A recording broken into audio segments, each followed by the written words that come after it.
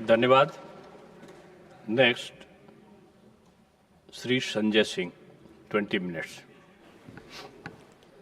धन्यवाद मान्यवर, आपने महामहिम राष्ट्रपति जी के अभिभाषण पर मुझे अपनी बात कहने का मौका दिया।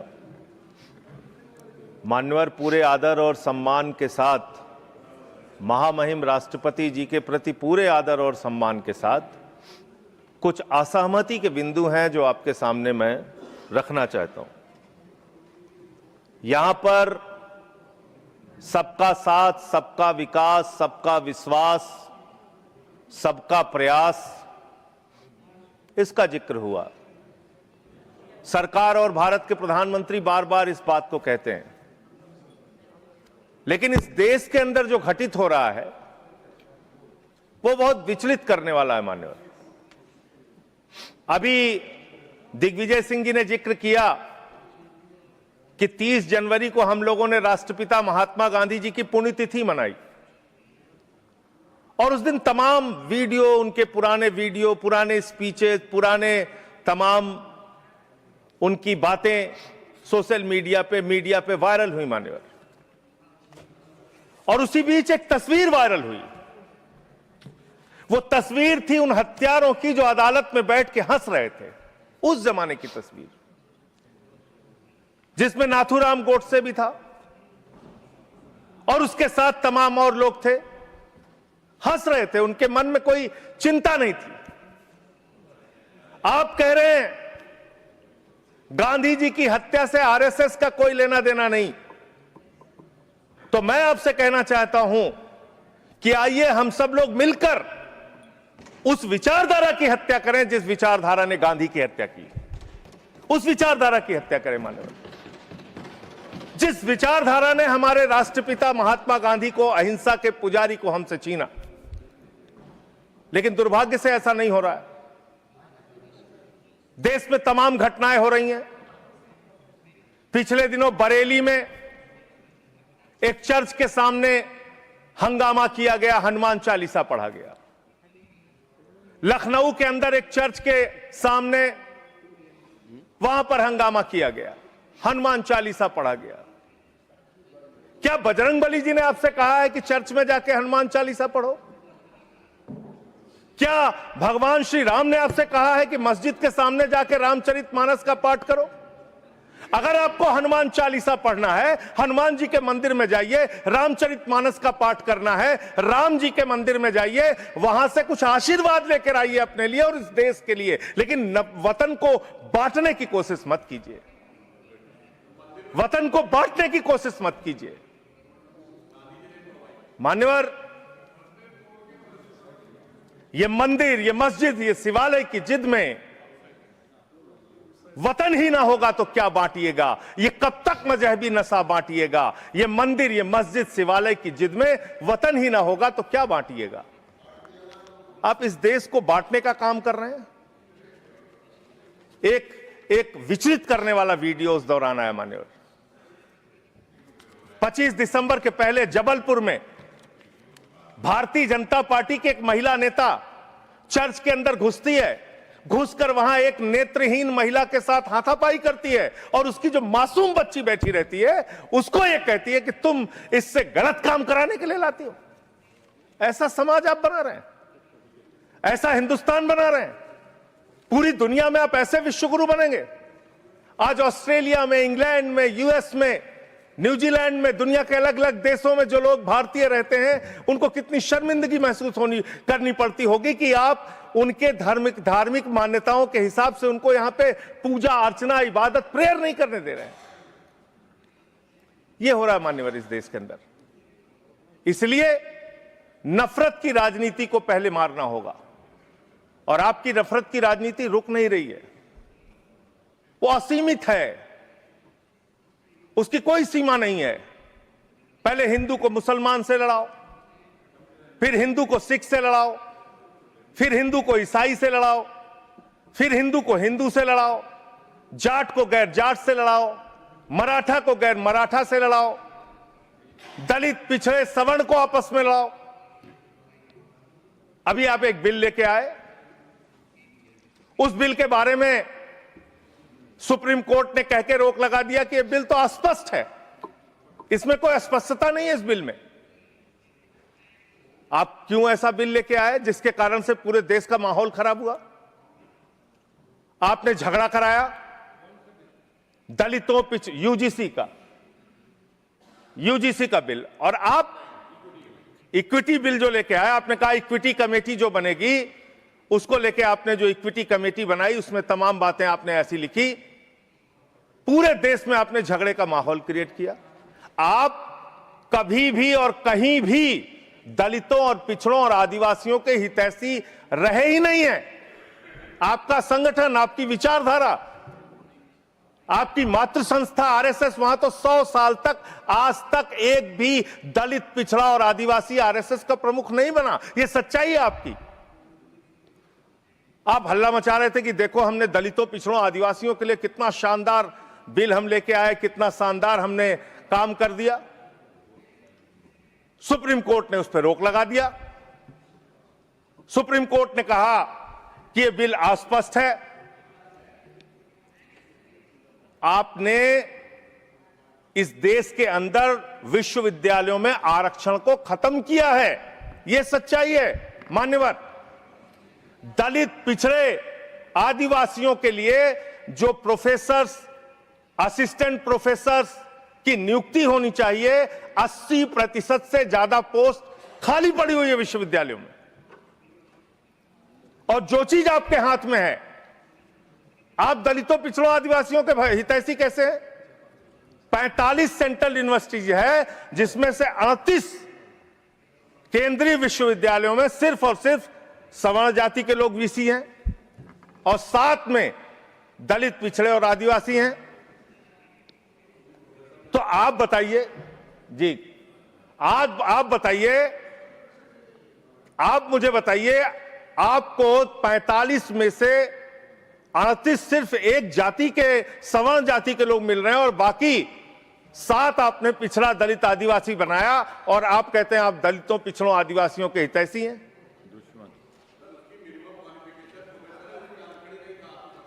किसमें? मैं वीसी की बात कर रहा हूं, वीसी की बात कर रहा हूं, वीसी की बात कर रहा हूं। वीसी की नियुक्ति आप करते हैं, वीसी की नियुक्ति आप करते हैं। इसका मतलब दलित, पिछड़ा और आदिवासी बीसी बनने योग्य नहीं है, यह आपकी मानसिकता है। इसका मतलब आपकी मानसिकता है पिछड़ा, दलित और आदिवासी प्रोफेसर बनने योग्य नहीं है। 12 साल क्या किया आप नॉट फाउंड सुइटेबल की कैटेगरी में डाल देते हैं उन लोगों को। आप क्या न्याय कर रहे हैं उनके साथ? पूरे देश के हाई कोर्ट, सुप्रीम कोर्ट की हालत देखिए सर। देश का है सुप्रीम कोर्ट 1 और 25 हाई कोर्ट। वहां पे कितने जज हाई कोर्ट के अंदर या सुप्रीम कोर्ट के अंदर दलित, पिछड़े, आदिवासी हैं? पता कर लीजिए, आपको पता चल जाएगा। तो अगर कहीं उनके साथ न्याय की बात आती है तो आप न्याय नहीं, नौटंकी करते हैं, जानबूझ के दिखाने की कोशिश करते हैं कि आप उनके हितैषी हैं, जबकि आप है नहीं, आपको है ना। और पूरे देश का वातावरण खराब किया आपने। मैं इस सदन के अंदर आपके माध्यम से सरकार को प्रस्ताव देना चाहता हूं, अगर आपकी नीयत साफ है तो हर विश्वविद्यालय में 2 तरह की कमेटी बनाइए। एक जो सिर्फ और सिर्फ कास्ट डिस्क्रिमिनेशन को देखे, यानी कि जाति के आधार पर भेदभाव को देखे, और दूसरी कमेटी आप वहां पर बनाइए जिसमें कि हर प्रकार के भेदभाव को आप कवर कीजिए। कोई झगड़ा ही नहीं होता। भाषा के आधार पर भेद, लिंग के आधार पर भेद, किसी भी प्रकार का भेद, उसको देखने के लिए एक कमेटी बनाते, और जाति के आधार पर हो रहे भेद को देखने के लिए एक कमेटी बनाते। कोई झगड़ा ही नहीं होना था। आपने जानबूझ के झगड़ा कराया। दूसरी बात मान्यवर, अभी मैं पिछले दिनों एक पदयात्रा कर रहा था मिर्जापुर से लेकर काशी तक, और उस दौरान काशी के अंदर मंदिरों को तोड़ने का मामला सामने आया। मणिकर्णिका घाट को तोड़ा गया मान्यवर, मणि को तोड़ दिया गया, माता अहिल्याबाई होलकर जी की प्रतिमा को तोड़ दिया गया। और वो वीडियो मैंने ट्वीट कर दिया तो मेरे ऊपर उल्टा मुकदमा लिख लिया गया। कितना मुकदमा लिखेंगे आप? आप लिखिए मुकदमा मेरे ऊपर।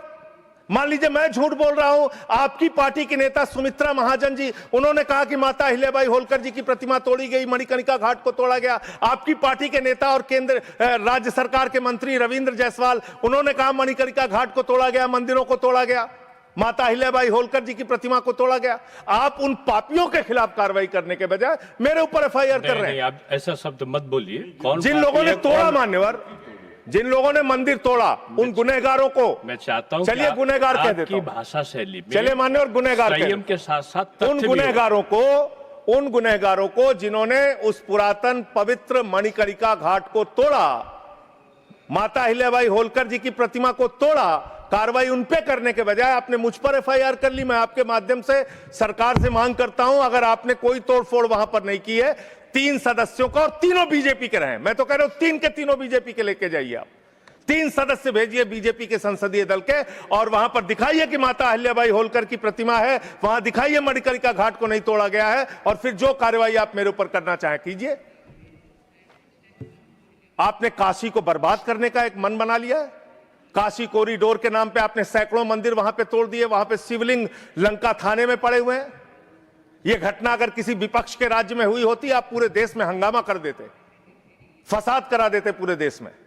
लेकिन आपने वहां मंदिरों को तोड़ा, पवित्र घाटों को तोड़ा। 54 देश के नागरिक आते हैं काशी में मान्यवर, वो वहां पे बिल्डिंग देखने नहीं आते, वो वहां पे आते हैं वहां के पुरातन मंदिरों को देखने के लिए, वो वहां पे आते हैं पुरातन घाटों को देखने के लिए, पौराणिक मंदिरों को देखने के लिए। वो इसलिए आते हैं काशी की गलियों को देखने के लिए। आप वहां तोड़फोड़ कर रहे हैं। जाके पूछिए वहां के लोगों से कितना गुस्सा और नाराजगी उनके मन में है। लेकिन आपको धर्म में भी धंधा करना है, हर जगह धर्म के नाम पे भी धंधा करना है, वो काम आप वहां पे कर रहे हैं। दूसरी बात, इस भाषण में शिक्षा की चर्चा हुई, स्वास्थ्य की चर्चा हुई, जल जीवन मिशन की चर्चा हुई, और कल बजट आया तो आपकी कलई खुल गई। आप विकसित भारत की बात कर रहे हैं, कह रहे हैं विकसित भारत बनाएंगे। कब बनाएंगे? 2047 में बनाएंगे। उसको 3047 कर दीजिए। 1000 साल बाद कौन पूछने वाला है सर? 3047 में हम भारत को विकसित भारत बताएंगे। 1000 साल बाद कौन पूछेगा? 2047 में कौन सत्ता में रहेगा नहीं रहेगा। लेकिन आप ऐसा सब्जबाग दिखाते हैं कि आप 2047 में आप विकसित भारत बना देंगे। कैसे विकसित भारत बनाएंगे? शिक्षा का बजट आप रखेंगे 2%, स्वास्थ्य का बजट आप रखेंगे 2%, यानी कि अशिक्षित भारत और विकसित भारत कैसे होगा? अस्वस्थ भारत और विकसित भारत कैसे होगा? आपने ग्रामीण विकास के नाम पे जो बजट का हिस्सा है उसको कम कर दिया, तो एक अविकसित ग्रामीण व्यवस्था के साथ आप विकसित भारत कैसे बनाएंगे? आपने किसानी के लिए, एग्रीकल्चर के लिए जो बजट रखा उसको घटा दिया। आप कैसे करेंगे विकास? विकसित भारत का आपका सपना क्या है? जिसमें लोग अशिक्षित रहें, जिसमें लोग अस्वस्थ रहें। आपकी आयुष्मान भारत की स्कीम की हकीकत क्या है? एक ही नंबर पे 9999 नंबर पे 10 लाख से ज्यादा लोगों का रजिस्ट्रेशन हुआ है। 600 से ज्यादा 625 करोड़ रुपए का फ्रॉड हुआ है। आपकी सीएजी रिपोर्ट में आया आयुष्मान योजना के अंतर्गत। आपने जी राम जी योजना लागू की, उसमें आप कह रहे हैं हम 125 दिन रोजगार देंगे, और बजट में जो निर्धारण कर रहे हैं वो 125 दिन रोजगार देने के हिसाब से आप बजट का निर्धारण नहीं कर रहे हैं। इसका मतलब आपकी ये घोषणा है। पिछले साल आपने कहा कि अप्रेंटिस योजना हम पूरे देश में ला रहे हैं नौजवानों के लिए। अप्रेंटिस योजना में जो पैसा आपने सरकार की ओर से निर्धारित किया उसमें 95% कटौती कर ली। तो आप प्रशिक्षण नहीं दे सकते, रोजगार तो बहुत दूर की बात है। यह काम आपने किया। दूसरी बात, माघ मेला हुआ, बड़ी उसकी चर्चा हुई। आप हमेशा चर्चा करते हैं, महाकुंभ के बारे में चर्चा करते हैं, माघ मेला के बारे में चर्चा करते हैं, लेकिन वहां बड़ी एक अप्रिय घटना हुई मान्यवर, बहुत ही दुखद घटना हुई। शंकराचार्य जी, परम पूज्य अवमुक्तेश्वरानंद जी जा रहे थे स्नान करने के लिए। उनको प्रशासन के द्वारा उनको रोका गया, उनके शिष्यों को, उनके बटुकों को चोटी पकड़ पकड़ के घसीट घसीट के मारा गया उनको। और इतना ही नहीं, उनकी एक मांग थी कि अगर प्रशासन या सरकार मुझसे वार्ता कर ले और अपनी गलती मान ले तो मैं स्नान करूंगा। ना उनसे किसी ने माफी मांगी और ना ही वो स्नान कर पाए। बिना स्नान किए शंकराचार्य जी वहां से चले गए। और भी शर्मनाक बात यह है, आप कितने बड़े धर्म के ठेकेदार हैं। आप देखिए कि आप शंकराचार्य जी को तहसीलदार के माध्यम से चिट्ठी भेज रहे हैं, कह रहे हैं बताओ आप शंकराचार्य हो कि नहीं हो। अरावली पर्वत को साबित करना है, बताओ तुम अरावली पर्वत हो कि नहीं हो। दिल्ली की जहरीली हवाओं को साबित करना है, बताओ हवाओं तुम जहरीली हो कि नहीं हो। इस देश के मतदाताओं को साबित करना है, बताओ तुम भारत के नागरिक हो कि नहीं हो। और शंकराचार्य जी को साबित करना है, बताओ आप शंकराचार्य हो कि नहीं हो। जो लोग अभी तक 12 साल में अपनी डिग्री नहीं दिखा पाए, वो शंकराचार्य से शंकराचार्य होने का प्रमाण मांग रहे हैं।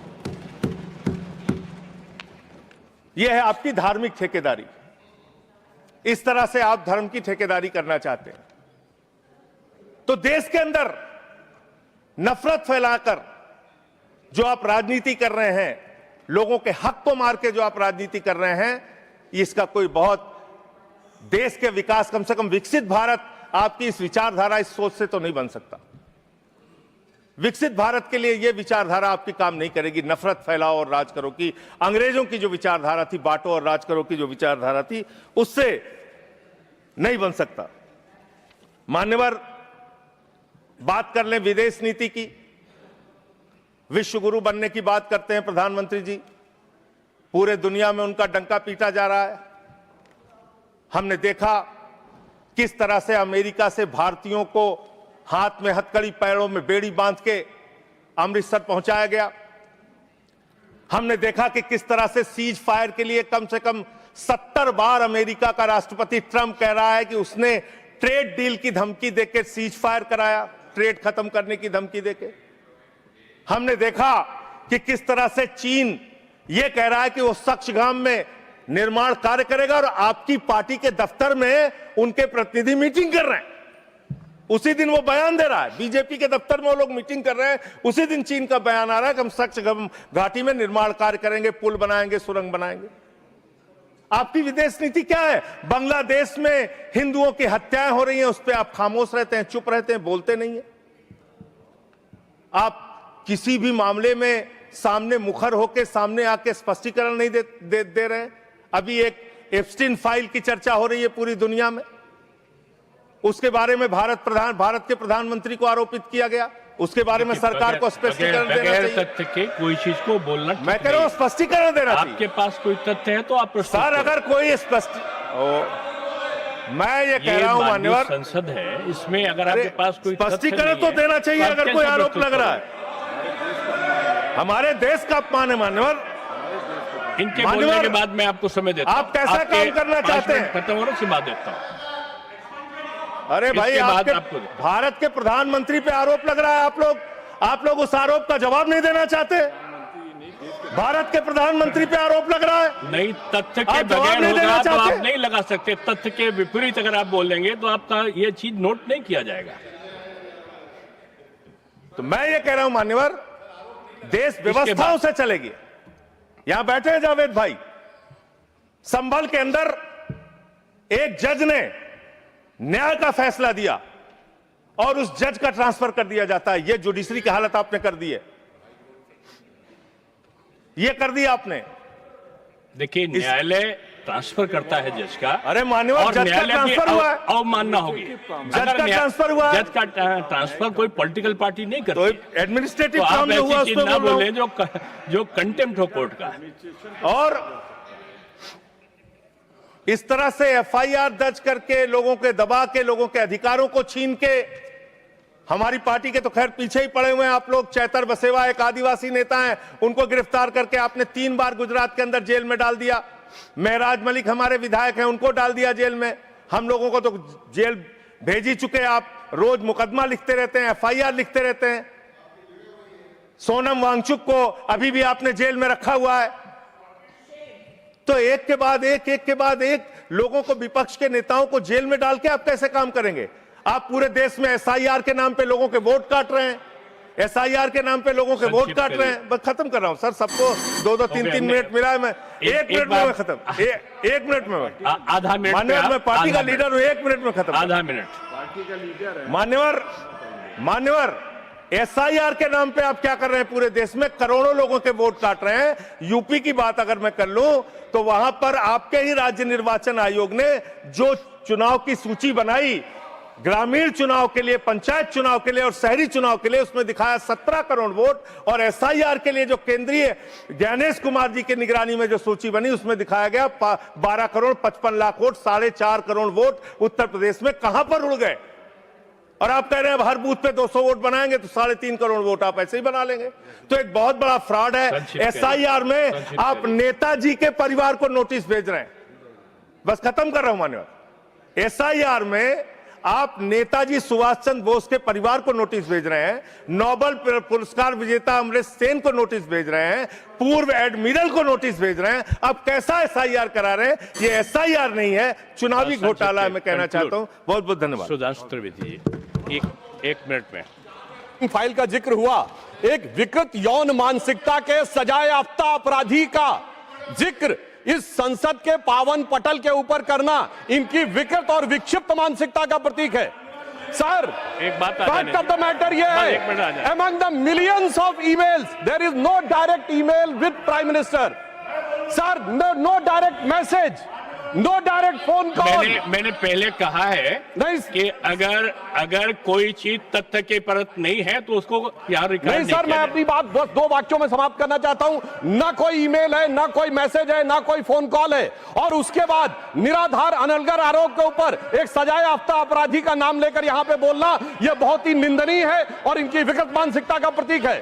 और सर, डिपार्टमेंट ऑफ जस्टिस ने भी यह कहा है कि वो फॉल्स और सेंसेशनल आरोप है। और प्रधानमंत्री जी इजराइल में अपनी ऑफिशियल यात्रा पे थे, एक मुलाकात ऑफिशियल है, और उसके बावजूद वहां पर सिर्फ एक ही गायन हुआ, वो था राष्ट्रगान। अगर उसमें नाच गाना इनको नजर आता है, हो सकता है इसे राम मंदिर में नजर आता हो। तो मैं इस पे घोर भर्त्सना करते हुए सभापति महोदय सिर्फ एक पंक्ति कहना चाहता हूं, सभापति महोदय सिर्फ एक पंक्ति कहना चाहता हूं कि जो इन्होंने आरोप लगाने का प्रयास किया है कि राष्ट्रवाद के महामेरु पर वार बहुत ही हल्का है, भारत विकसित रोकने के लिए यह मचा हुआ तहलका है। नहीं, देखो, जो माननीय सदस्य ने जो तथ्य के विपरीत और संविधान के विपरीत बात कही, उसको इसमें शामिल नहीं किया जाएगा। ये जवाब सवाल नहीं है, आपकी बात आ गई। मैंने क्या कहा? मैंने कहा आपने कि जो भी आरोप लगाए हैं उसका जवाब दिया जाए, नहीं होगा, उसको डिनाई करें। आप भागते क्यों हैं? नहीं, आप यहाँ पे नहीं पूछ सकते। चलिए नेक्स्ट।